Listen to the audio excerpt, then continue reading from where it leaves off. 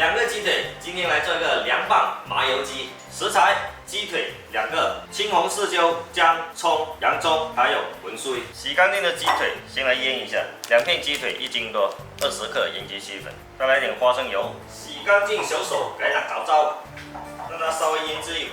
再把姜葱摆在盘子上，把腌制好的鸡腿摆上去，上锅蒸，水开下锅蒸半个小时。刚腌制的油不要浪费。再来切配料，把青红椒的籽去掉，切成丝；洋葱也切成丝，香菜把它切成段。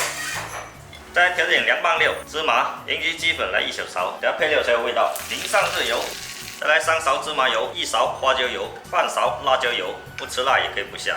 蒸了半个小时，关火。哇，今晚这个鸡汤有了啊！鸡腿把它夹起来，放到冰水里面，过一下冰水，肉质收紧。鸡腿放凉后，洗干净小手，把它撕小啊。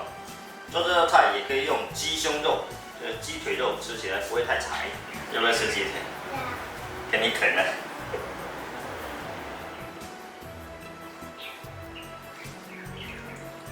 把青红椒放进去，文荽、洋葱，再把刚刚调好的料汁倒进去，开始搅拌，搅拌均匀就可以了。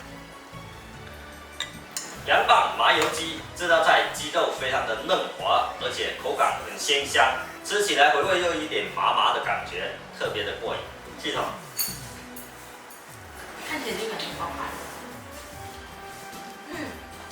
好吃。你的菜，我感觉我又胖。你看一试就停不下来。好，我们来个不。我不会。